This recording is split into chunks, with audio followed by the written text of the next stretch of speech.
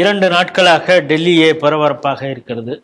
காரணம் கரப்பான் பூச்சிகளின் கொட்டம், அராஜகம் அப்படிங்கிறாங்க. எவ்வளவோ கரப்பான் பூச்சிகள் மாணவர்கள் போர்வையில் பல காளிகள்லாம் சேர்ந்து போராட்டம் பண்ணாங்க. அந்த சோனம் வாங்சுக் சீன் போட்டார். பிறகு அவரை ஹாஸ்பிட்டல் அழைச்சிட்டு போனாங்க. இருந்தாலும் நாங்கள் தொடர்றோன்னு சொல்லி சென்ற ஞாயிற்றுக்கிழமை முதல் கூட்டம் கூடி கொஞ்சம் கொஞ்சமாக வந்து இனிமே அந்த அமைப்புகளால் பண்ண முடியாது, நம்ம அதை ஹைஜாக் பண்ணுவோம் அப்படின்னு சொல்லிட்டு காங்கிரஸ் அவங்க ஒரு பக்கம், ஆம் ஆத்மி கட்சி அவங்க ஒரு பக்கம், பீம் ஆர்மி அவங்க ஒரு பக்கம், சமாஜ்வாதி கட்சி அவங்க ஒரு பக்கம். இது போதாதுன்னு பஞ்சாப்லேருந்து ஹரியானாலேருந்து விவசாயிகள் போர்வையில் ஒரு சிலரை வந்து ரவுடிகளை உள்ளே கொண்டு வருது.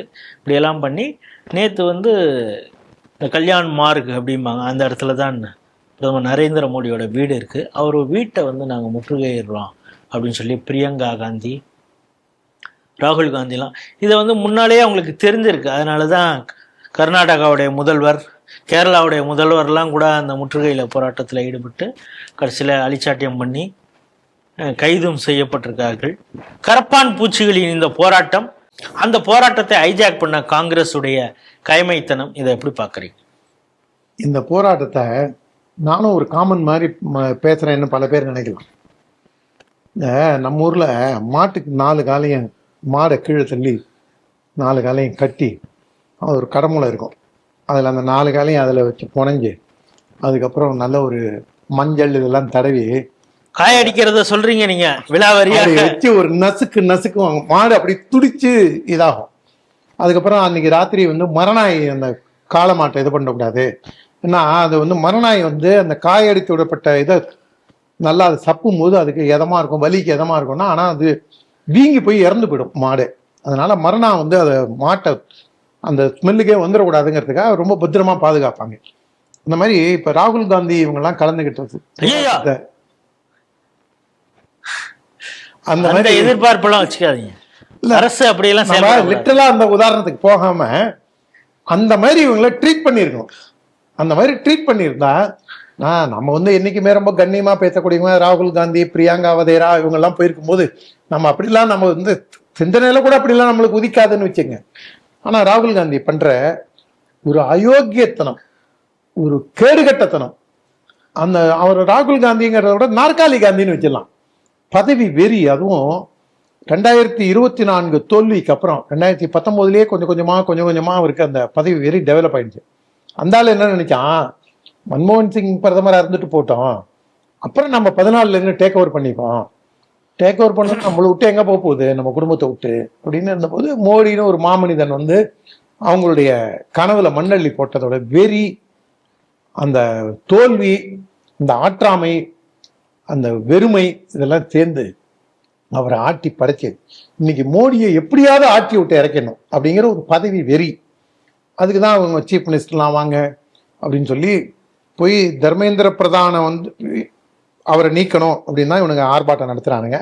ஜிதேந்திர சிங் தானே பிஎம்ஓ எம்ஓஏ, அவர் வந்து பேச்சுவார்த்தைக்கு போகும்போது நீங்க பாராளுமன்றத்துல தர்மேந்திர பிரதான் நீட் எப்படி இதாச்சு, லீக் ஆச்சு, அதெல்லாம் பத்தி விவாதம் நடத்தணும் அப்படிங்கும்போது ஜிதேந்திர சிங் அதை சொல்லும் போது சரிங்க அதெல்லாம் பண்ணிக்கலாம் வாங்க அப்படின்னா இவங்க இதை ஒத்துக்க மாட்டாங்கன்னு நினைச்சு போராடினவா. இல்ல தர்மேந்திர பிரதான அடுத்த 1/2 மணி நேரத்துல நீக்கணும், மோடி பதவி விலகணும். அதாவது ஒண்ணு ஒத்துக்கிட்டா நீ வா, உனக்கு என்ன தேவை வா, பேச்சுவார்த்தை நடத்தி தீர்த்துக்கலாம். அப்படிங்கும்போது நீ இதை ஒத்துக்கிட்டல, அப்ப அடுத்தது அதை ஒத்துக்கிட்டல, அதுக்கு அடுத்தது. இது வந்து ப்ரெஷர் மவுண்டிங் டாக்டிக்ஸ். இதை வந்து கூப்பிட்டு வச்சு இதை வச்சு செய்யலாம்னு நினைக்கிறாங்க.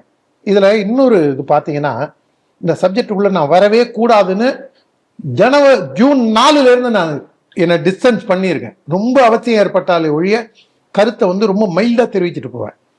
இன்னைக்கு மரியாதைக்குரிய அன்பு தம்பி அண்ணாமலை அவர்கள் அவருடைய சோசியல் மீடியா பேஜில் 3 முறை நீட்டு லீக் ஆயிடுச்சு, அந்த மாணவர்களுக்கு எவ்வளவு கடும் மன உளைச்சல் இருக்கும், இதை ஏன் பேச்சுவார்த்தை நடத்தல மத்திய அரசு அப்படின்லாம் அவர் வந்து இன்னைக்கு அமித்ஷாக்கும் மோடிக்கும் ஒரு மிகப்பெரிய அறிவுரையா அவர் தம்பி அண்ணாமலை அவங்க டிரான்ஸ்பரண்டா நடத்தக்கூடிய இது நடத்தணும், நீங்க ரொம்ப டிரான்ஸ்பரண்டா நடத்தணும் அப்படின்னு.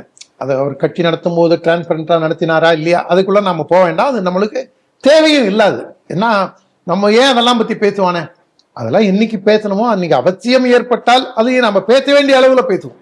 இன்னைக்கு அதெல்லாம் நம்ம பேச வேண்டியது. ஆனா டிரான்ஸ்பரன்சி பத்தி அவர் சொல்றதுனால தான் நம்மளுக்கு இதை பத்தியும் பேச்சு வருது. அவர் சொல்லும் போது ஆனா அந்த சோசியல் மீடியால வழக்கத்துக்கு மாறா இன்னைக்கு பல பேர் மாற்று கருத்தை அவருடைய பேஜ்லயே முன்வைக்கிறாங்க.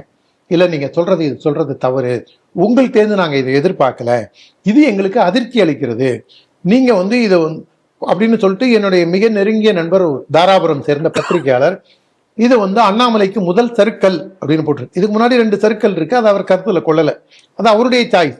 ஆனா ரொம்ப தீர்க்கமாக தீவிரமாக ஆதரித்தவர்கள் கூட அண்ணாமலைகிட்ட இருந்து இந்த விஷயத்துல சற்று தள்ளி விலகி நின்று நீங்க சொல்றது தப்புன்றாங்க. அண்ணாமலையே அந்த மாதிரி சொல்லுவாருன்னு நானும் எதிர்பார்க்கல. கொஞ்ச நாள் கழிச்சுதான் மோடி அமித்ஷாவெல்லாம் ஏசுவார் என்ன எதிர்பார்த்தா. ஆனா இன்னைக்கே விமர்சனமே வைக்கிறது தப்பா? விமர்சனம் தாராளமா வைங்க. எப்படி திமுக மாதிரி பாமக மாதிரி விடுதலை சிறுத்தை மாதிரி பாப்பேன்னு சொன்னீங்களோ தாராளமா வைங்க, ஒன்றும் பிரச்சனை இல்லை. அப்ப நம்ம உதயநிதி ஸ்டாலின் மாதிரி திருமாவளவன் மாதிரி நாமளும் எப்படி பார்க்கணுங்கிறது ஒண்ணு வரும் இல்லையா? அவர் அப்படி செஞ்சாரா நம்மளுக்கு நாமளும் அதை செய்ய வேண்டியதா இருக்கும் இல்லையா? அன்னைக்கு அதை பார்த்துப்போம்.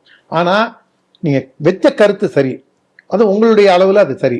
ஆனா அதே நேரத்துல அதற்கு மாற்று கருத்து சொல்றதுன்னு தவறு கிடையாது இல்லையா? இது கொஞ்சம் கொஞ்சமா எல்லாருமே ஒரு அண்ணாமலையே இப்படி பேசுறது ஒரு துரதிருஷ்டவசமானது. அப்ப ராகுல் காந்தி எல்லாம் அரசியல் ஆதாயத்துக்கு எப்படி பேசுவாங்க?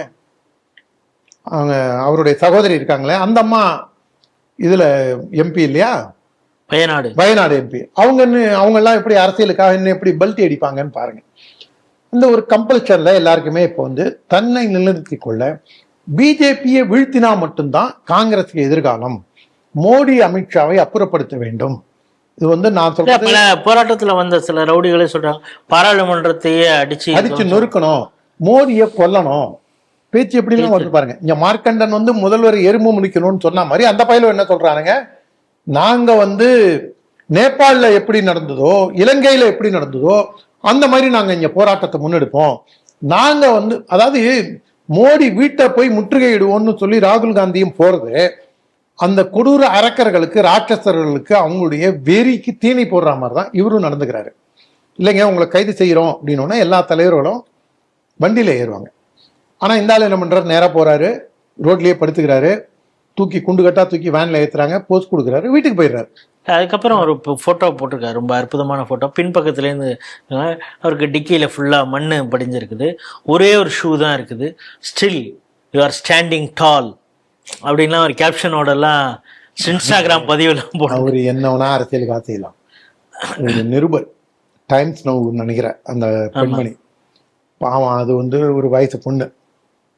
அந்த பொண்ணை தொடாத இடங்களெல்லாம் தொட்டு கட்டி பிடிச்சி இவனுங்க பண்ற அட்டுழியம். ஆனா இதே பயில என்ன சொல்றானுங்க, கோடி மீடியா எங்களை பிளாக் அவுட் பண்ணுது, வர நிருபரை நீ போய் டார்ச்சர் பண்ணி நியூஸை கவர் பண்ண பண்ற, பண்ணிட்டு பின்னாடியே என்ன சொல்ற, இந்த திராவிடி ஆள்கிட்ட அவனுக்கு ட்ரைனிங் எடுத்த மாதிரி பின்னாடியே என்ன சொல்றான், இல்ல கோடி மீடியா மோடி தான் எங்களோட மீடியாலேயே பிளாக் அவுட் பண்றாரு அப்படின்னு பின்னாடி புலம்புறான்.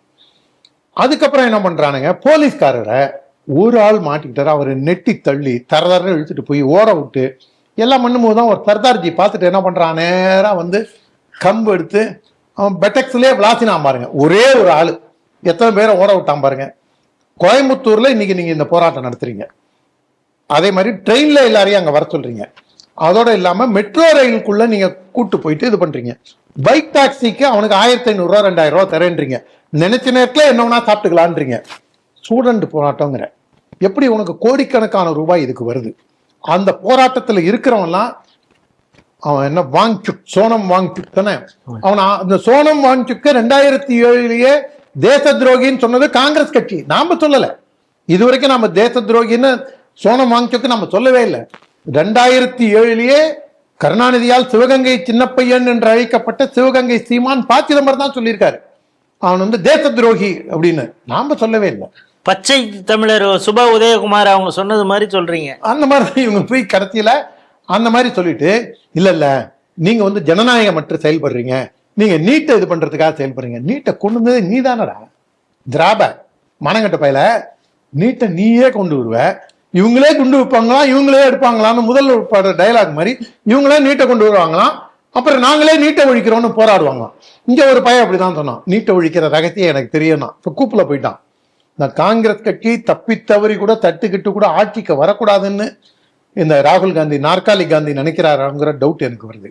ரெண்டாவது, இந்த போராட்ட நெறிமுறையே, உங்களுடைய வழிமுறை, நெறிமுறை நெறியே இல்லையே, அப்புறம் தானே முறை. இந்த வழிமுறையே மிகவும் தவறானது. இவங்களை இத்தனை நாள் போராடவே விட்டுருக்க கூடாது. சில நேரங்கள்ல டஃப் டெசிஷன்ஸ், டஃப் டாஸ்க் மட்டும்தான் உங்களுக்கு, டீலிங் ரஃப்லி தான் உங்களுக்கு இடம் கொடுக்கும். நாம வந்து ரொம்ப ரிப்பப்ளிக் டிவி அர்ணப் கோஸ்வாமி என்ன சொல்றாருன்னா, எப்படி ஆன்டி நேஷனல்ஸ் எல்லாம் ஒன்று கூடி இந்த தேசத்துக்கு எதிராக ரோட்ல இறங்கி நிற்கிறப்ப ஏன் why can't we as a nationalist ரோட்ல இறங்கக்கூடாது அப்படிங்கிறது மாதிரி தோணுது. நாமளே ஒரு 500 பேரை தட்டுறது ஒரு பெரிய விஷயமா? தமிழ்நாட்டிலேருந்து ஒரு 100 பேர், அங்க அக்கம் பக்கத்துலேருந்து ஒரு 500 பேரை திரட்டி பக்கத்துலேயே வம்படி 200 போராட்டம் நடத்தினோம்னா, இல்ல இப்ப ஜார்க்கண்ட்ல ஆரம்பிச்சிருக்காங்க. யூபி அந்த ஒரு இதுல வந்து சர்வீஸ் கமிஷன்ல பிரச்சனை ஆச்சுன்னு பிஜேபி இளைஞரணி அங்க போராடுறாங்க. தமிழ்நாட்டில் என்ன நடந்ததுங்கிறது எல்லாருக்குமே தெரியும். இங்கேயும் வந்து காங்கிரஸ் ஆட்சியில தானே இருக்கு, காங்கிரஸ் கூட்டணி ஆட்சி தானே. நாளைக்கு பாரதிய ஜனதா கட்சி சார்பா இந்த காங்கிரஸை கண்டிச்சு தாராபுர் டவர் மவுண்ட் ரோட்ல அந்த தர்கா இருக்கு இல்லைங்களா, இடது பக்கம் தர்கா, வலது பக்கம் வந்து அந்த சிக்கன் 65 கண்டுபிடிச்சானு. அது என்ன ஹோட்டல்? அது இம்பீரியலா இம்பாலாவா ஒரு நான்வெஜ் ஹோட்டல் இருக்கு பாருங்க, எல்ஐசி தாண்டின உடனே புகாரி ரைட்ல இருக்கும், லெப்ட்ல ஒரு ரோடு இந்த தாராபுர் டவரை ஒட்டி போகும் பாருங்க, இந்த கூவ மாத்த ஒட்டி. அந்த இடத்துல நாளைக்கு பாரதிய ஜனதா கட்சி சார்பா இந்த தேச விரோத சக்திகளை, இந்த தேசத்தை வீக்காக்குறதுங்கிற சக்திகளை கண்டிச்சு நாளைக்கு ஆர்ப்பாட்டம் இருக்கு. தேசியவாதிகள்லாம் அதுல கலந்துக்கணும்னு நம்ம ஸ்ரீ டிவி வாரியா நான் பிஜேபிக்காக நான் கூப்பிடல, தேசியத்துக்காக கூப்பிடுறேன். ஏன்னா வீரத்துறவி ராமகோபாலன் என்னெல்லாம் ஒரு அச்சப்பட்டாரோ அதெல்லாம் கொஞ்சம் கொஞ்சமா அந்த அச்சங்கள் எல்லாம் எப்படி வருது பாருங்க. ஒரு நாள் கூட நிம்மதியா விடமாட்டான், அதுவும் இந்த கம்யூனிஸ்ட் பையில விடமாட்டான் அப்படின்னு சொன்னதை எஸ்எஃப்ஐயும் டிஒஎஃப்ஐயும் தான் இதுல முன்னெடுக்கிறான். நேத்தி ஒருத்தன் 5 வருஷத்துல கோமால இருந்தவன் மாதிரி இருந்துட்டு தெருப்பாடகன்னு ஏதோ வந்தால் வந்து அவனே பாடுறான், அவனே கூப்பிடு. எதுக்கு முதல்வர் அவனை கூப்பிட்டு பார்த்தான்னு தெரியல, கூப்பிட்டு பார்த்து அவனை கூப்பிட்டு பேசி அனுப்பிச்சிருக்காங்க. இந்த மாதிரி எல்லா இடங்கள்லையும் நக்சல்பாரிகளும் தேச விரோத சக்திகளும் மாவோயிஸ்டுகளும் விதவிதமான டிசைன்ல வராங்க. இதுக்கு பின்னாடி வெஸ்டர்ன் சர்ச்சஸ் பின்னாடி இருக்கு, இதுக்கு இந்த மதரசாக்கள், இது தேச விரோத சக்திகள், இந்த பாகிஸ்தான் சார்பு உடைய சக்திகள் எல்லாமே இதுக்கு பின்னாடி இருந்து இயங்குறாங்க. இவங்களெல்லாம் அடிச்சு விரட்டுறது கூட தப்பு இல்லை. வன்முறையை தோன்றேன்னு சொன்னீங்கன்னா வன்முறையை அவன் தான் தோன்றான். மோடி வீட்டை அடிச்சு உடைக்கணும், மோடி கழுத்தை உடைக்கணும், நம்ம வந்து அவர் வீடு பூந்து தாக்கணும், நீங்க வந்து நாட்டில் வந்து அமைதியின்மையை ஏற்படுத்தணும். அவங்க நோக்கமே அப்படிதான். கோஷம் போடுறதே என்ன கோஷம் போடுறான் பாருங்க ஒவ்வொருத்தனும். அதுல பாகிஸ்தான் ஜிந்தாபாத், இந்துஸ்தான் மூர்தாபாத். ஏண்டா நீ போனது நீட்டுக்கு, அப்புறம் என்ன சொல்ற, ஆர்டிகல் 370 திரும்பியும் கொண்டு வா, ரீஇன்ஸ்டேட் பண்ணு. அதுல இன்னொருத்த என்ன சொல்றான், ராமர் கோவில உட, மசூதி கட்டு. நீங்க அங்க வரவன் எல்லாரையும் கூப்பிட்டு நீங்க பேட்டி எடுத்தீங்கன்னு வச்சுங்களேன், ஒரு 30,000 கருத்து சொல்றான். இந்த 3000 பேர், இந்த 30,000 கருத்தையும் நீங்க வந்து இம்ப்ளிமெண்ட் பண்ணா நாடு என்ன ஆகும்னு யோசிச்சு பாருங்க. துண்டு துண்டா போகும். ஓமாமலேயே ஒரு நாடு ஆயிடும், கும்பகோணம் ஒரு ராஜதானி ஆயிடும். இந்த அளவுக்கு இவங்க வந்து எதிர்பார்க்கிறாங்க. இதுதான் சரி அப்படின்னு நினைக்கிறவங்க உண்மையிலேயே அவங்களுடைய மனசாட்சியை மீண்டும் ஒரு முறை மறு ஆய்வு செய்ய வேண்டும். இந்த போராட்டம் நசுக்கப்பட வேண்டும், இந்த போராட்டம் ஒடுக்கப்பட வேண்டும். போராட்டத்தில் கலந்து கொள்ள நினைப்பவர்களும் இதுல நடக்கக்கூடிய விஷயங்களை பார்த்து இதற்கு பின்னால் இருக்கக்கூடிய அரசியலை பார்த்து ஒதுங்க வேண்டும் என்பதுதான் நம்முடைய தாழ்மையான வேண்டுகோள்.